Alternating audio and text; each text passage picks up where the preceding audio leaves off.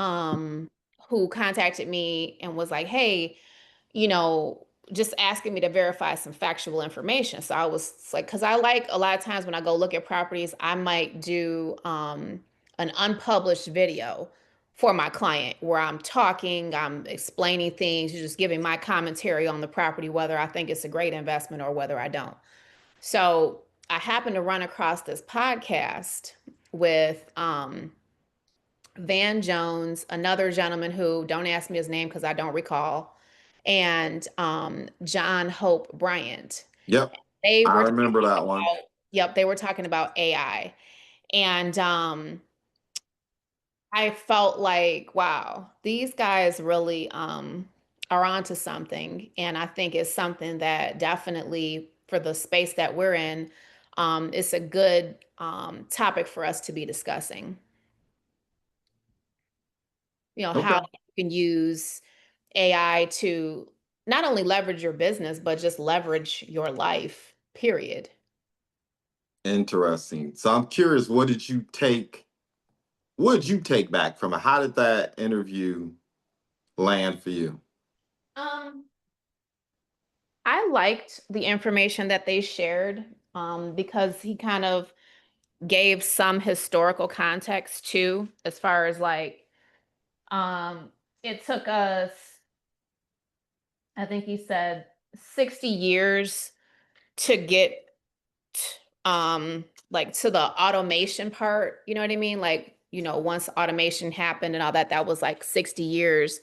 But this is going to be completely different, you know, with AI, and it's going to of course level the playing field.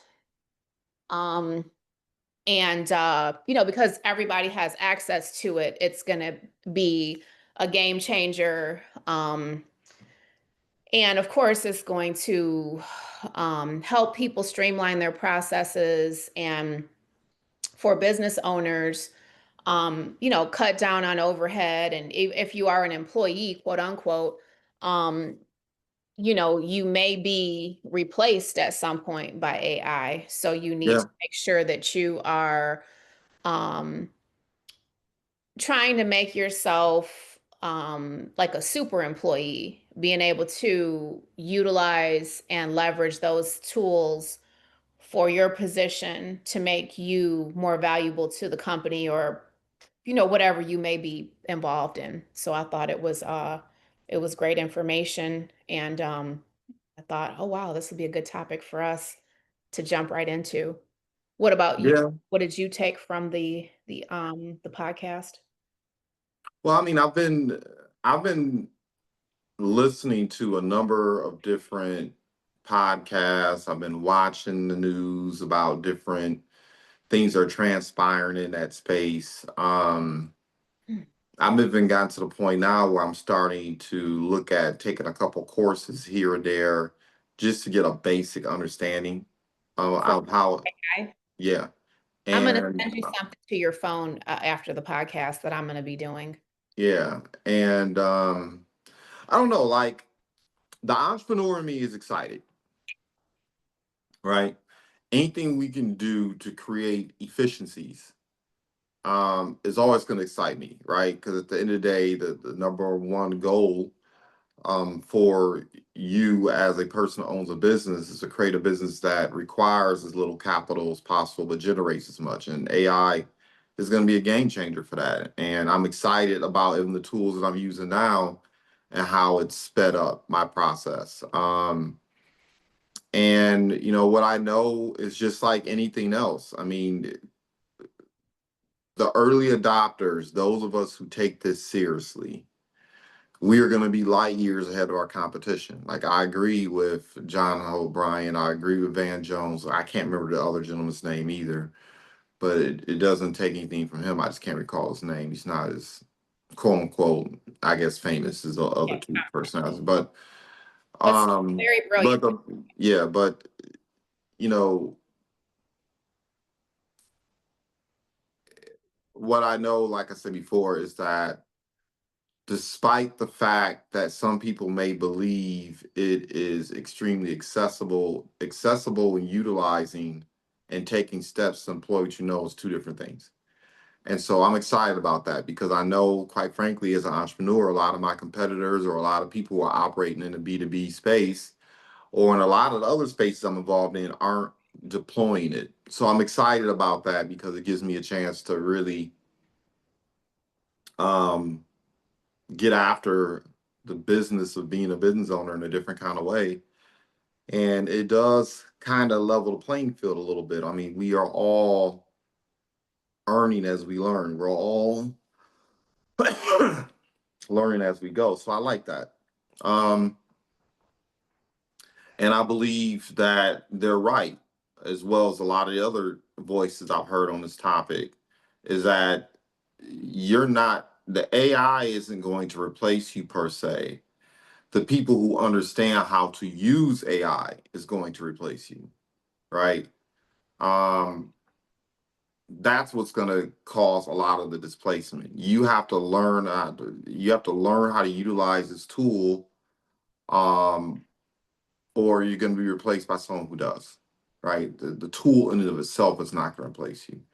So to me, that's a fascinating take on it. There's a flip side though, and there were a couple assumptions they shared that I think when you reach a certain privileged space, you believe everyone has the same degree of access as everyone else.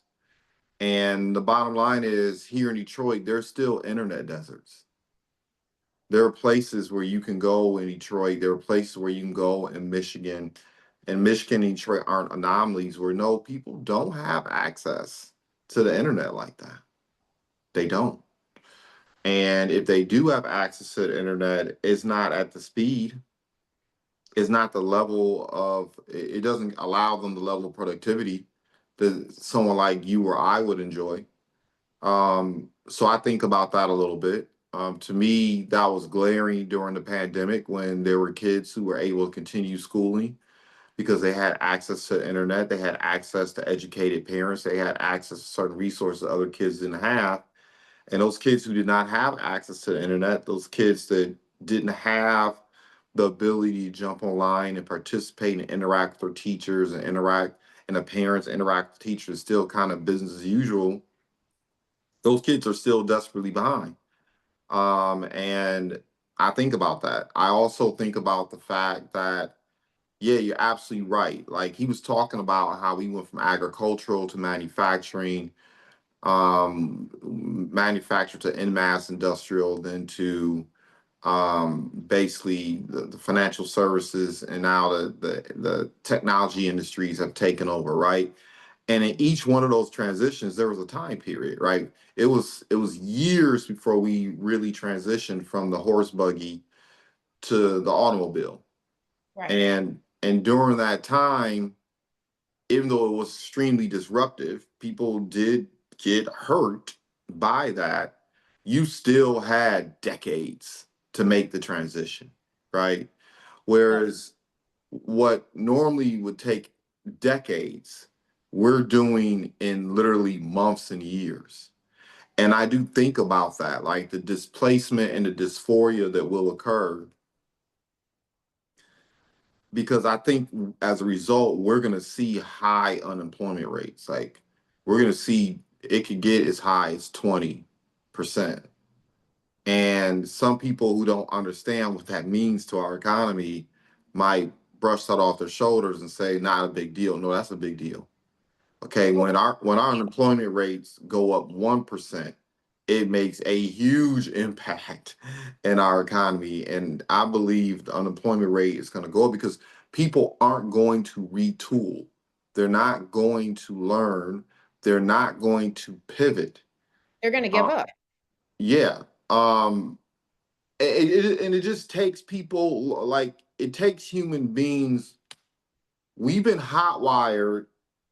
The way we the way we behave and interact has been hot wired. It's been through evolution. The human being, the human mind, and the way we make decisions, the way we evolve, the way we grow, the way we do everything has evolved for thousands of years. This technology is going to require that people in mass move in ways and evolve in ways that we're just not designed to. it just doesn't happen that way, right?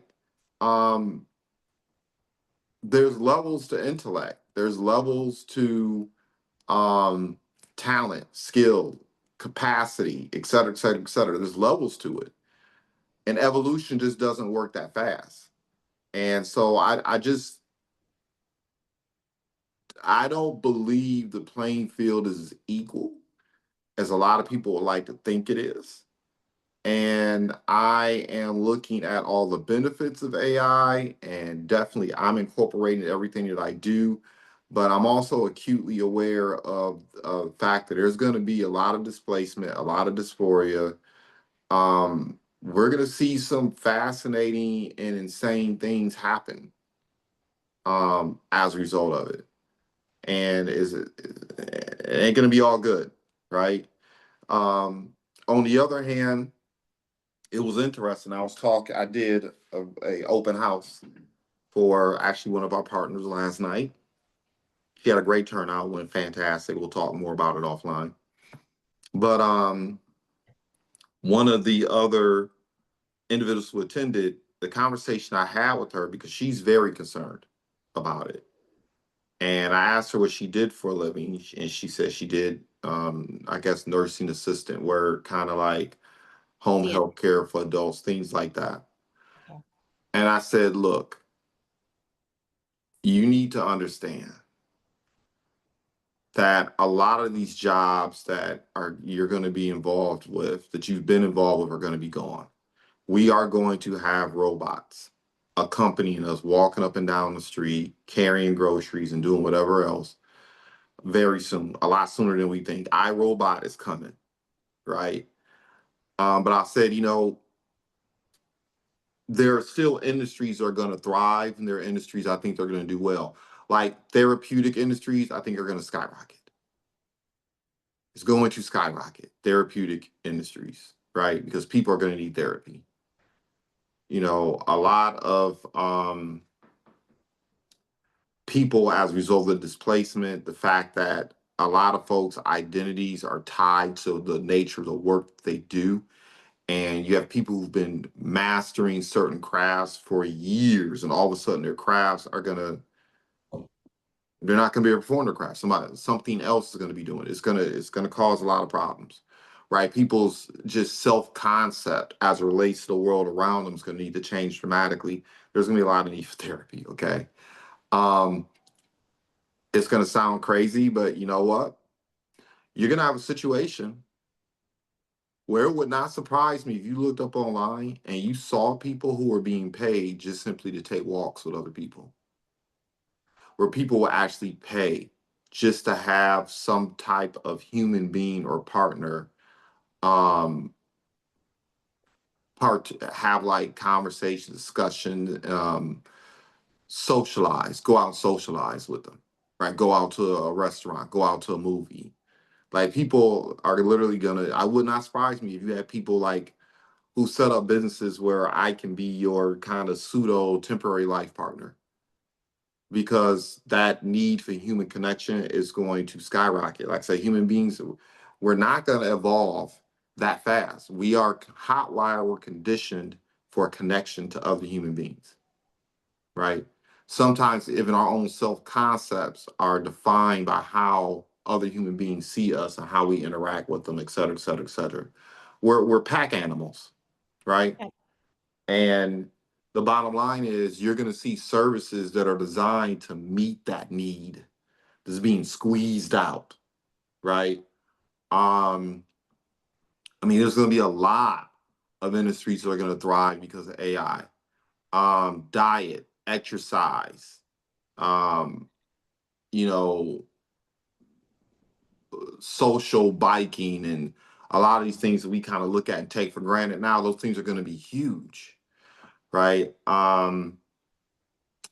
If you have the capacity to communicate on an elite level where you're not just good at talking about things in very generic terms, but you have like an esoteric understanding of language, and how to influence people, leadership skills, and being able to communicate with other leaders is going to skyrocket. Like that industry is going to skyrocket as a result of AI. I mean, there are a lot of things that I can think of that entrepreneurs who are willing to step into that space and pivot are going to do exceptionally well. You know, the other thing I think about too, as I was listening to that podcast and others that people need to take into account. I mean, you know this. You can drive through not just Detroit, but most cities. I mean, you know, where I live at now. Um, these entrepreneurs, particularly those who are 40 and up, to be transparent with you, they still don't know what a CRM is. They Wow. still don't know a landing page. What's that? They're still just getting caught up to using websites. You know what I mean? Um, they may be using AI. Even Yeah. some industry. Yeah, I mean, they're using AI, but they don't understand they're using AI when it comes to searching and doing things on their phone. But the reality matter is they're far behind. I'm talking about people who are very well off financially, right? Um,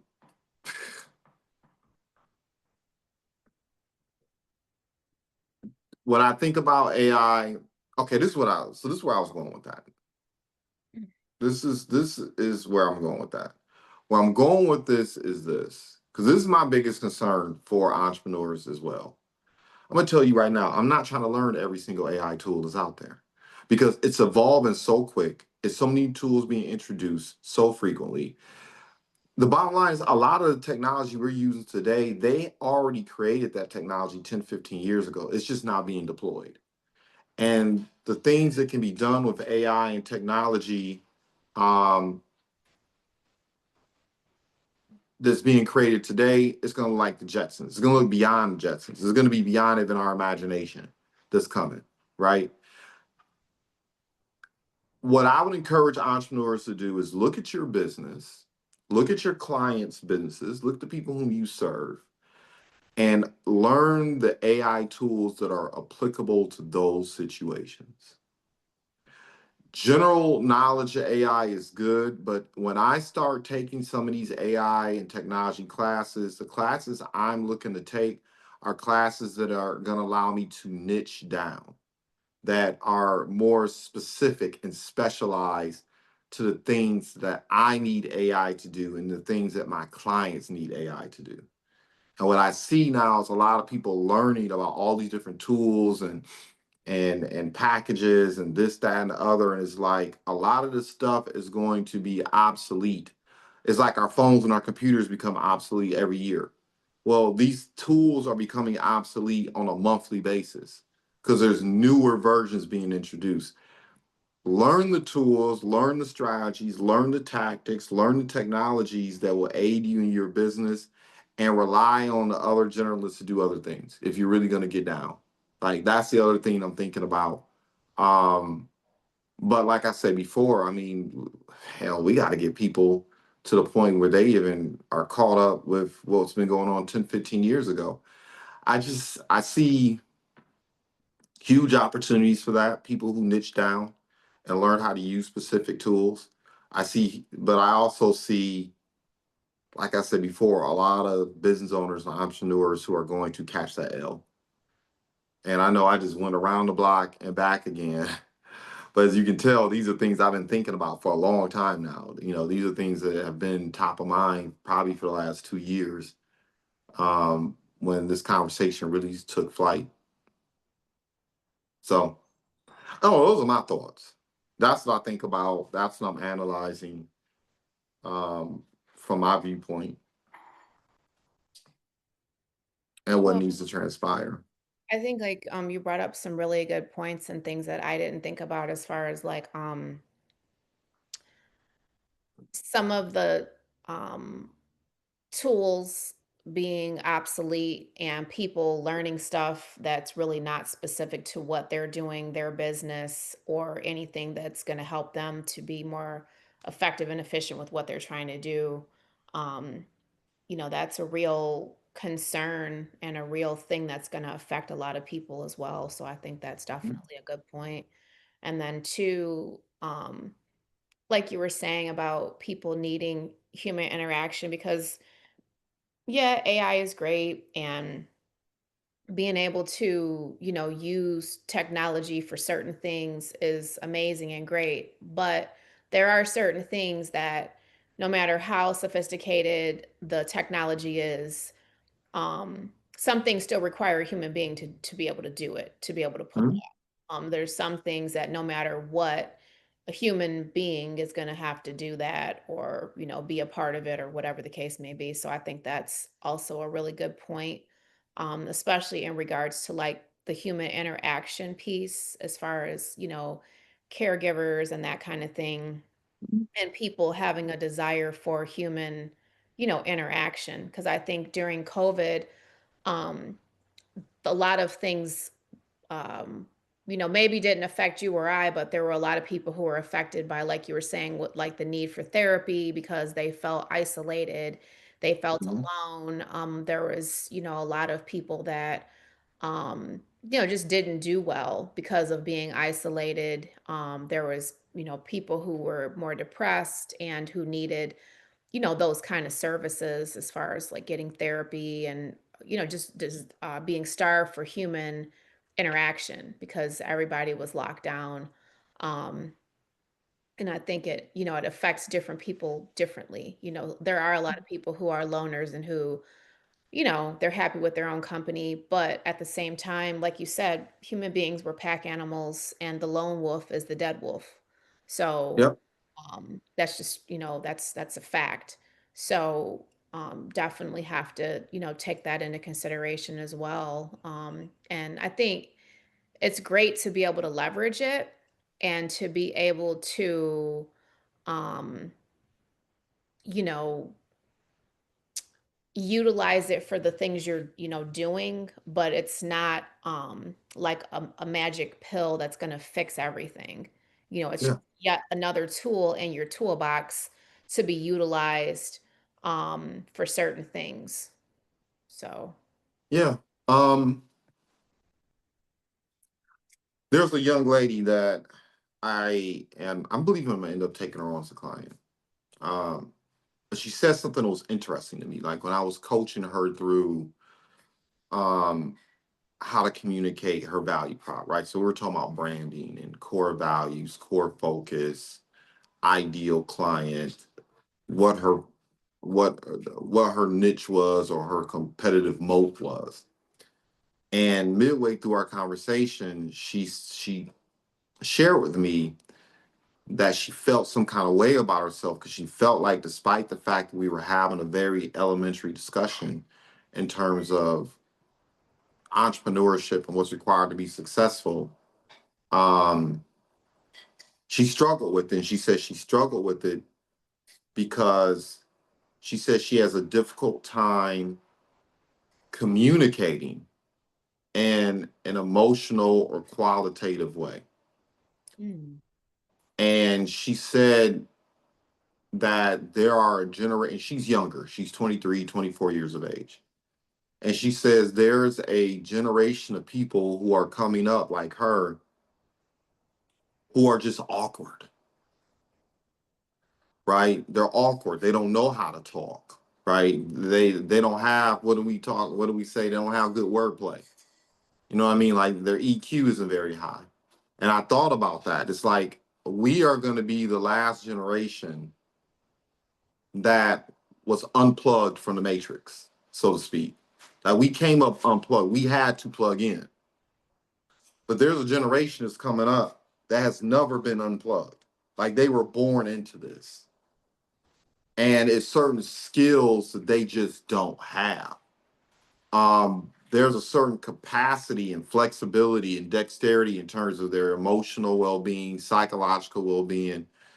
There's a certain dexterity they don't even have in terms of their intellect. Um, it doesn't mean they're not talented or intelligent people, but there's a lack of dexterity and flexibility there. Um, and I thought that was very interesting. And AI, I think, is going to exacerbate that. But just like AI is going to exacerbate that, that also creates opportunities for people to create things to address that, right? That's a business opportunity is going to transpire. Hmm. Um, I was thinking about that as I was just listening to you. Um, the other thing that, and I think it was all the parties during that podcast or Robinson were talking about, like, so you have this ideal that it's an equal playing field, that only maybe 1% of the entire world population even understands what's going on, right? Would even be in a place to have a conversation like the one we're having now, and quite frankly, I think we're novices at it. Like, there are people who specialize in this. This is what they do. They get it, and I'm certainly not among them, right? Um, Once again, I'm just thinking about the speed. I remember coming up in my 20s when I started my journey in investment advising industry. I used to have these conversations with business owners all the time. And I would tell them, like, you have to learn how to utilize websites. You have to learn how to utilize sales tools, CRMs, this, that, and the other. And now I'm watching these business owners who were slow to adopt these tools. Um, I'm watching these business owners who chose not to adopt these tools. I'm watching them go out of business. But it took 10 years. It took 20 years for them to go out of business as a result, right?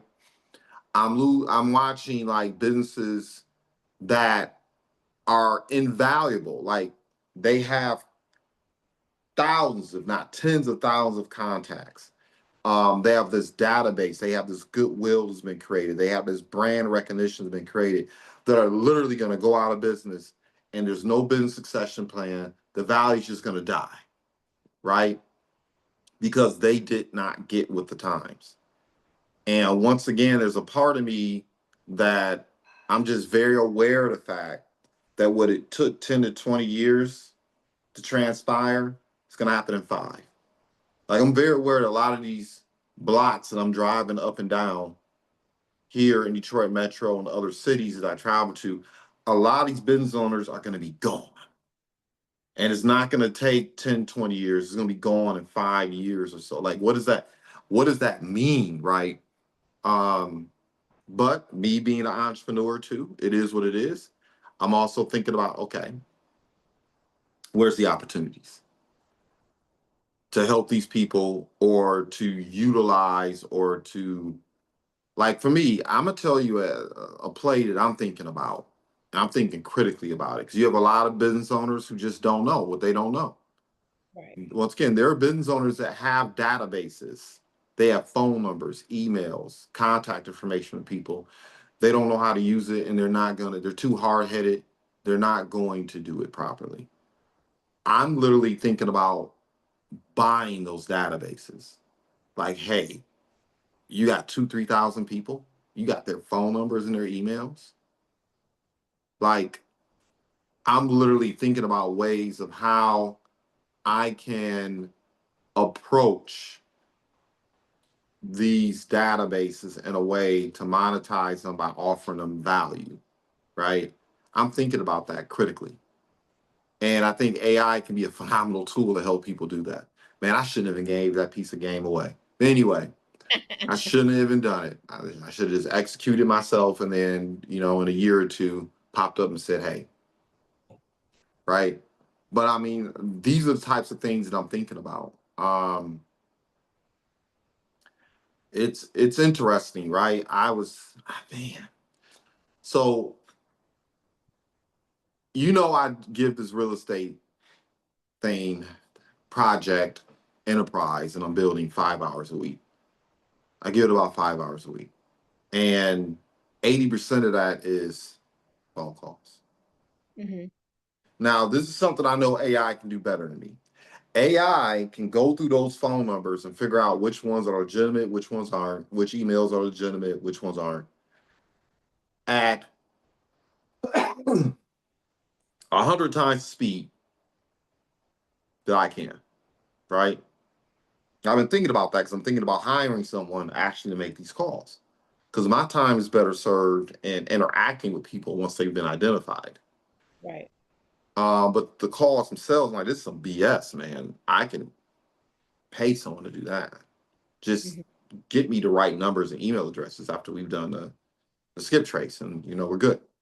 Right. Um, but I can tell you what AI can't do. This last property I acquired, I know for a fact the only reason why this person is doing business with me is because I took the time to listen to them. Instead of getting on the phone and having a conversation with them about the property itself, I didn't even initiate the conversation that way. I start asking them how you get involved in, real estate investing in the first place. Talk to me about your experiences.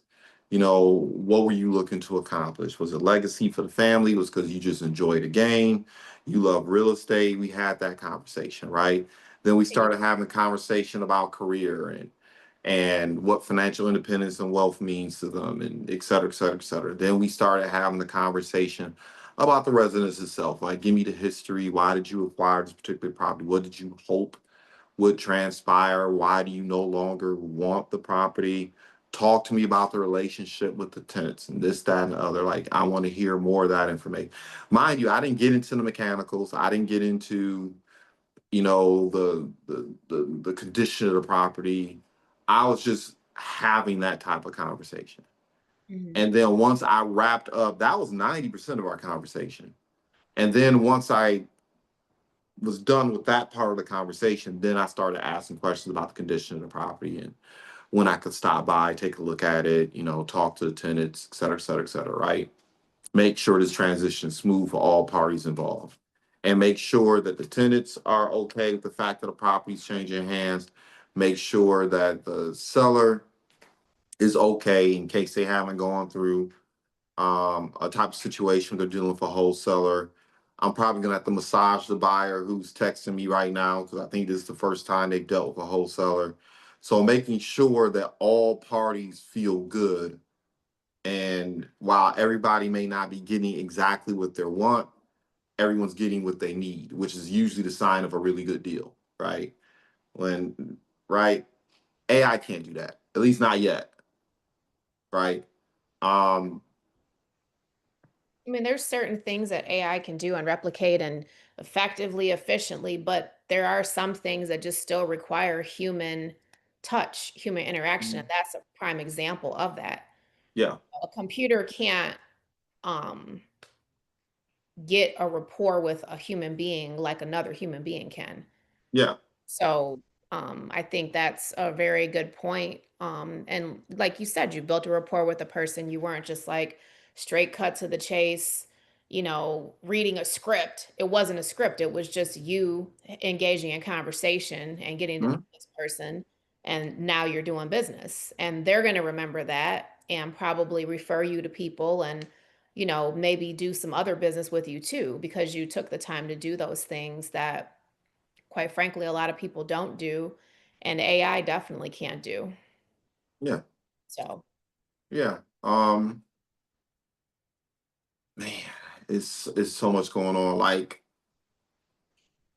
I'm dealing with a lot of business owners in the logistics industry, trucking logistics. mhm, And what I do believe is going to transpire because of AI, there's going to be like big time consolidation. It's going to be a lot of consolidation in that industry. Um, and people who are driving Uber or doing Lyft and doing Uber Eats and all this other stuff, trust me, these machines are going to be doing those jobs. oh, They absolutely. already have driverless vehicles on the road now. Um, they're just beta testing. The Tesla can The drive itself. yeah, The battery yeah, the has one. Like, yeah, these things are going to get really good. But what I'm thinking about is, okay, I'm thinking about the infrastructure that's required to run a trucking logistics company, equipment, the trucks themselves, everything. Um, Look, man, I would almost take like an eBay approach to that. I mean, I would not be opposed. I'm not going to do it because I'm not interested in that kind of industry. I'm going to stay in the things that I'm interested in, continue to niche down, specialize, make it as difficult as possible for AI to do my job, which is specialization and niching down in certain things. Becoming so elite at number one, doing what it is that I do, but also becoming elite in terms of how to utilize AI to do what I do, right? But if I were an individual in the trucking logistics industry, we know what's happening. A lot of these businesses are going to go belly up here in the next 5 to 10 years. Man, I'd be eyeballing some of these companies. I'd be buying their stuff straight up. And I will be looking for marketplaces in which to sell that stuff to these companies that are going to end up consolidating as a result. I mean, that's something that can be viable, right? That's going to occur. Right. Um, Man, it's so many different. If I'm a plumber right now, or if I'm in the skilled trades, I think it's going to take longer for these tools to do that kind of work, but they are going to eventually do that type of work. That type of precision is coming. I don't know how soon it's coming, but it's coming, right? Um, if I am in the skilled trades industry, the one thing about the skilled trades is when someone allows you into their home, they allow you into their life. Hmm. It takes a lot of trust for a human being to let a stranger come up into their home, into their space. I agree. So you have a relationship with these people if you're in the skilled trades. You have the ability to learn so much about these households, develop such a rapport with these households. You have such the ability to create you already know where I'm going with this, right? A network, a database, right, of people um, that you can market services to, right? A person is going to be utilizing AI robots to do that kind of work. They still need to build that network, right? They still need to build those relationships. Those relationships are going to be valuable. Um, that's part of the reason why, quite frankly, what we do within the direct selling industry is so valuable. It's the reason why I'm not immediately concerned about AI tools even doing that, because what we do at the end of the day is build relationships. Hmm. Excuse me. Sure. We're relationship builders. And it's in these relationship type of businesses are going to become increasingly more viable because these as we begin to use technology, we become more dispersed and separate from each other. It's harder to create connection. So for those of us who understand how to pierce through all these tools and create genuine connections and relationships with people and get people to like, know, and trust us beyond us just being some type of brand behind a computer screen or a logo on a cup or whatever, those things are going to become increasingly invaluable. Um, you know, man, there's so many different directions we can go with it when it comes to being an entrepreneur and how this is going to either turn people's tables over or how you can create a table utilizing these tools. I don't know. I guess overall, I have like, I think a healthy degree of concern, because if you're not a little bit paranoid as an entrepreneur, you're going to get eaten. You better be paranoid. You got to be a little bit paranoid as an entrepreneur, because either someone's competing with you because they're trying to build a taller building than you, or they're competing with you because they're trying to tear down your building. So you need a little bit of healthy paranoia. Um, You hyper vigilant yeah, on all that. yeah, I'm very vigilant and I'm a little paranoid about what these tools are going to do. Mhm. But on the flip side, I'm equally optimistic about the opportunities these tools are going to present to those of us who are willing to go out here and learn it. I guess what I would implore entrepreneurs and business owners who are listening to this, and let me say this too. Look, if you've gotten value out of this conversation, if This conversation has been a help you work through some things. Hit the share button, right? That's the only way people know that what we're doing is bringing value to the marketplace. Of course, we love the likes, we like the comments. Um, we just had a phenomenal interview with Joe Rashid. We have a couple more coming up, some really dynamic individuals. But that only happens when people see the fact that we are gaining traction here and we're bringing value to the marketplace. So let me get that out the way. But yeah, I lost my train of thought when I went into the whole quick 20-second infomercial. But yeah, oh, I remember now. I want to be part of that 2% of early adopters. I want every entrepreneur to understand you don't have a choice. You think you have a choice. No, you don't. You must adopt. If you want this, there's just such a degree of fragility that people exhibit now emotionally and psychologically. I was just having a conversation with our partners, and I was talking about to her about how I came up 20 years ago. 20 years ago, they would lock us into a room. It'd be some old belligerent donkey behind. You know what I mean? Would come into the room behind us, and there was no respect. There was no regard for your opinions and perspectives. There was no raising your hand. Well, I think this. Well, the dude doing the training got 20, 30 years on you. He's earned $5, $10 million more than you.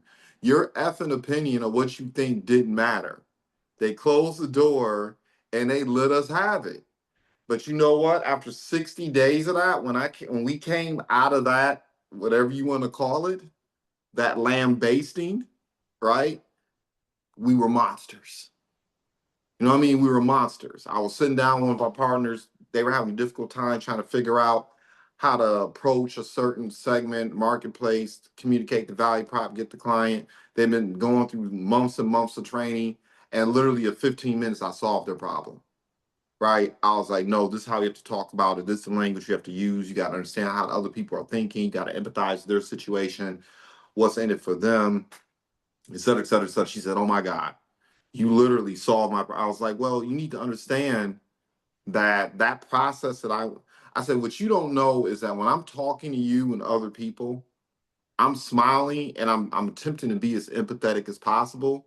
But part of me is like, will you just shut up? Stop your whining, stop your crying, stop telling me that you need to be a pro. Entrepreneurship is blood sport. Yep. And all this, I need a emotional, warm, fuzzy, pet massage me. It's the same reason why, you know, I love my children. I pet, massage, encourage them. I I do what I can to build up their esteem and self-concept. I let them understand what's running through their DNA and why they can be successful and how fortunate they are to be born into a situation where they have a man and a woman that loves them, highly educated, very capable. The things that they're learning indirectly, whether or not they realize it or not, the other kids just aren't getting exposed to. But at the same time, I'm gonna let them bump their heads. At the same time, I'm gonna let them skin their elbows and their knees. At the same time, I'm gonna make things hard on them on purpose. Same time, no, you're not gonna be on your computer playing games and watching BS.com. You about to be on this Monopoly board. You about to be on this Scrabble board. You about to be in these books. You about to be in these journals. You about to you're gonna learn these things first. Then you can have fun, right? That's what being a parent is. It's you're not their Yeah, friend, you're their life right. coach, guide. So, Yeah, and and I think and that's really important that you yeah, do that for them. and let me just bring it home. And when I'm talking to entrepreneurs and business owners today, particularly those who are younger, I'm like, stop getting. What I want to say is just like I said, shut up crying and whining. Stop getting upset about how and the way I'm talking to you. Understand, I'm purposely bludgeoning you. Because trust me, you rather take the bludgeoning from me than go out here in the marketplace and take it. Oh, absolutely. Because if you can't take the tough love from me, your competitors have no love. And the marketplace has no love. Like, people don't care whether or not you're going to eat tomorrow.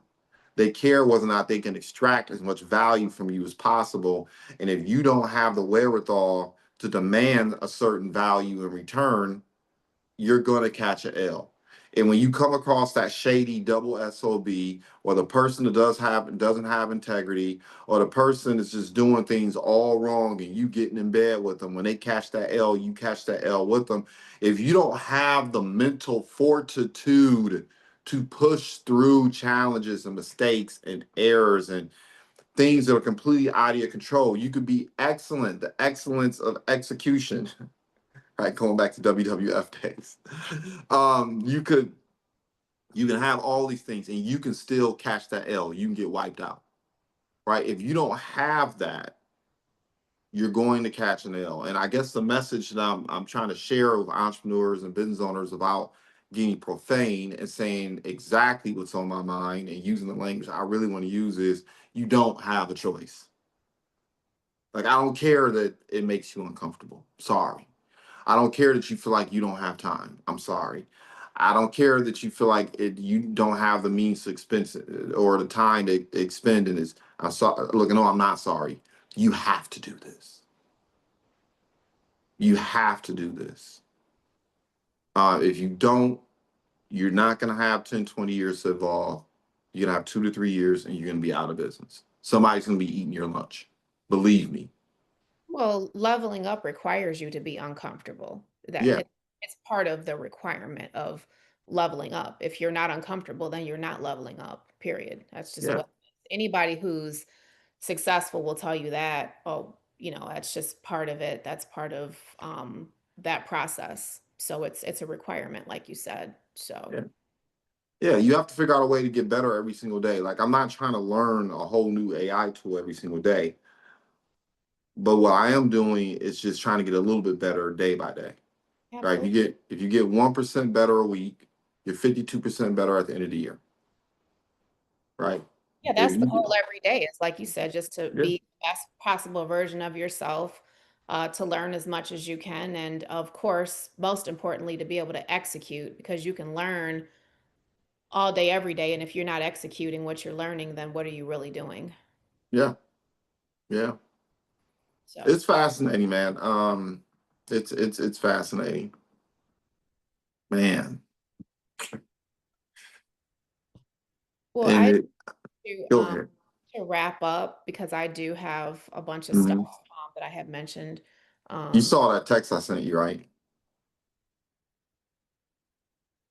yes, People are texting me now. They're bidding on it right now. nice. Well, So if you know someone,